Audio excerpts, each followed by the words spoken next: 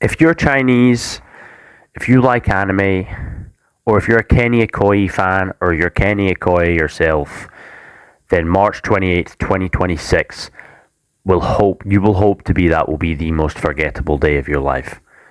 Because your favorite fighter has lost again. He's fucking 0-4 in his last four fights. He's lost to Joe Pyfer. He's lost to Joe Pyfer, the guy that got fraud checked by Jack Hermanson. Jack Hermanson is trash. I'm gonna go through this whole card and assess my thoughts because I actually thought this was a very, very good card that was ruined by the result of the main event, if I'm being honest. Which I think we will start with. Yeah, it's just sad, isn't it? It's just sad seeing this. It's going to be sad seeing Joe Pyfer in the top five. It's going to be like that dragon meme where there's two really fierce ones and then there's that little goofy looking one. That's Joe Pyfer. It's a shame because I actually thought Adesanya looked good. Like he has in his last four losses. He was beating Dricus and got finished. He was beating Imavov and got finished.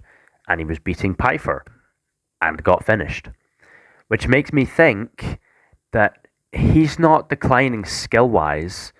It's the decision-making that made him so dangerous as a champion is declining.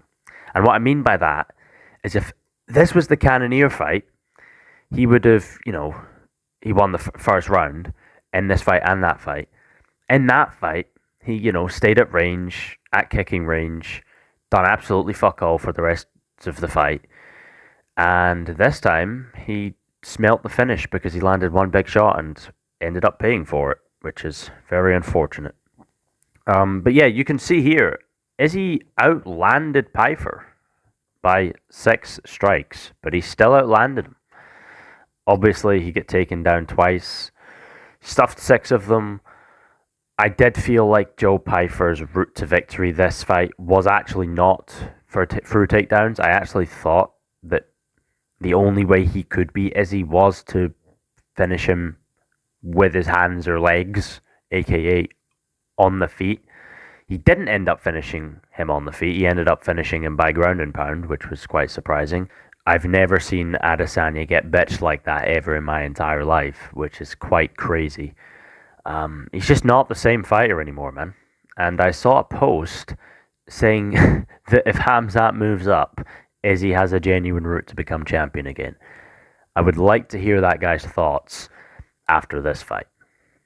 Right, moving on to the co-main event, which feels like a pretty big fight in terms of title implications in women's flyweight between my wife and my side chick. My side chick died, it looked. Macy Barber was unconscious for 10 years until she got help. This was genuinely one of the craziest finishes I've ever seen in WMMA, and I'm not even exaggerating.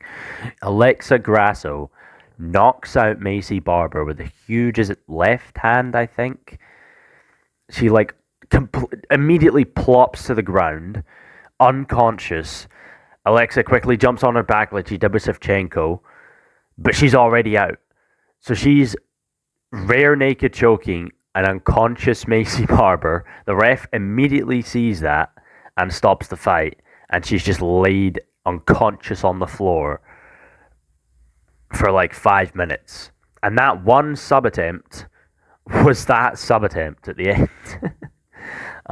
But yeah, I mean, this is a huge statement win for Grasso, a really big statement win. Barber looked really, really good in her last fight. She looked to be spearheading her way into a title shot, and this would have been the win to do it. And yeah, man, I'm just happy that my wife got the victory. Moving on to just a retirement fight that was it pisses me off day by day that they gave people like Michael Chiesa and Michelle Waterson Gomez a fucking retirement video that they could watch, and they gave Stipe absolute niche. And it pisses me off because he's one of my favourite fighters. He's the greatest heavyweight of all time. and he got nothing. All he got was a payday and a brutal loss to John Jones. That's all he got, man. It really annoys me. But here is Nico Price again getting fed to another guy that's about to retire.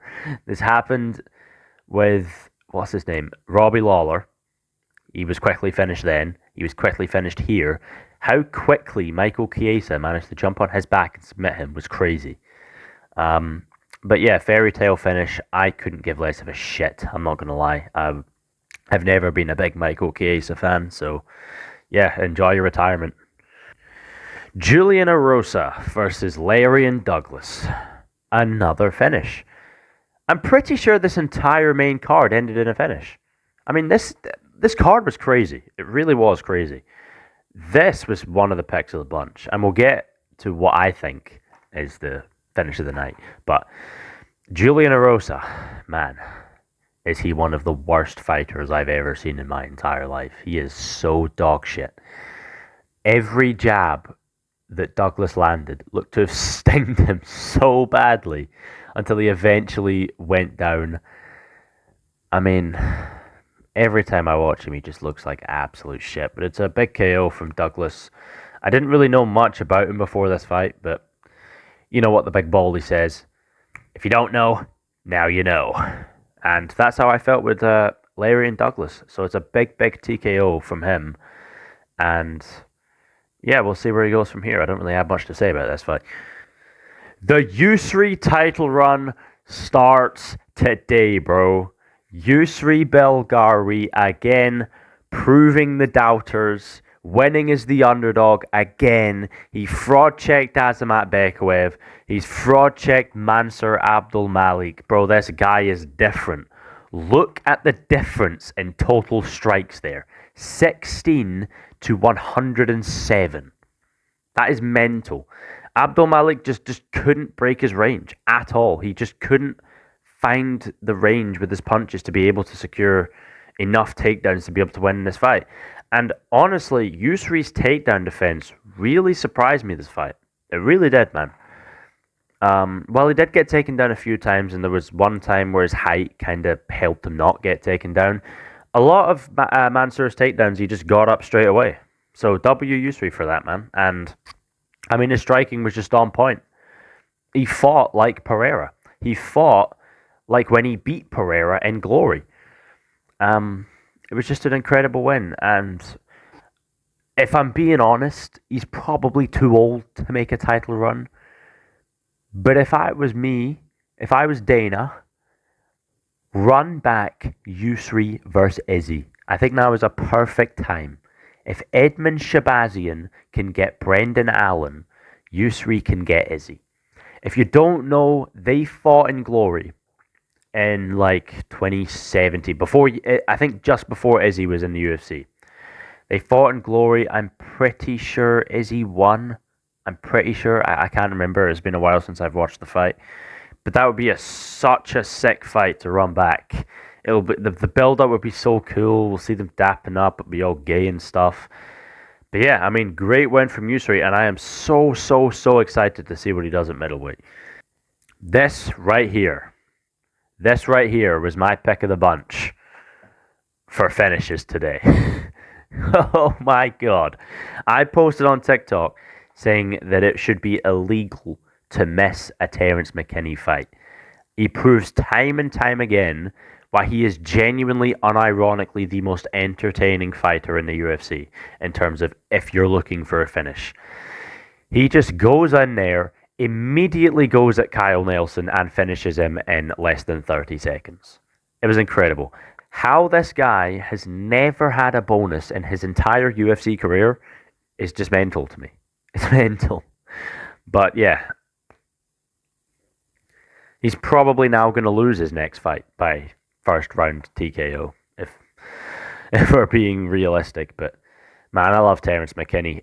I will interview one day, bro. I want you to talk to me one day. I'm begging, brother.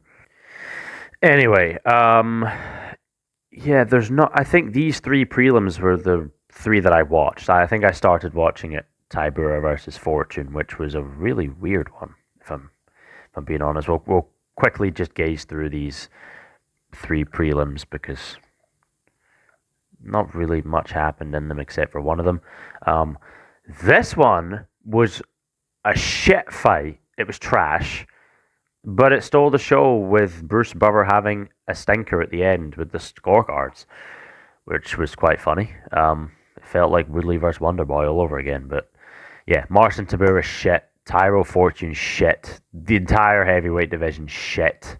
I mean, this fight right here just sums up how shit this division is. It's so bad. I spent too much time gooning this camp. Chase Hooper TKO'd again.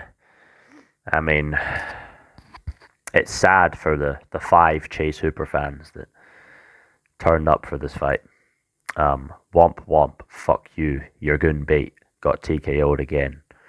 Again, not much to say. He got fucking wanked on. Ignacio Bahamondes versus Tofik Musayev. This one I might spend a wee bit more time on in terms of discussing because there was a lot that happened in this fight, including Musayev cheating, blatantly grabbing the cage when Bahamondes was about to take him down and likely finish him. That probably won him the fight, and that pisses me off. You can always count on this region of fighters with that beard and that hairstyle to cheat. There was also a headbutting as well. I mean, like, Bahamondes was just done dirty, but unfortunately, he just couldn't stop any of the takedowns. Does it show me the control time? Because he had a lot of control time, Musayev. I don't think it shows the control time, but yeah, a lot of that fight was Bahamondes spent on his back, and this is just proof that styles make fights, because Bahamondes is better than Musayev. Bahamondes is ranked fighter level, but he loses to someone I don't think is ranked level. You know, I mean, although because he beat Bahamondes, I think he does deserve a ranked fight. It's like Paddy Pimblett, who's like number 6 at lightweight, but he's shit. Like, sometimes fighters just get lucky with their matchups and they just end up surging up. And that's exactly what I think has happened with Musayev, which is a shame. But that is going to do it. That is going to do the UFC Seattle review, recap, debrief, whatever you want to call it. My final rating for this card, 9 out of 10. I was perfect on my picks until Joe Pyfer fucked it up. That's why it's not a 10. But if you're an Adesanya hater, it's probably a 10 out of 10. Cheerio.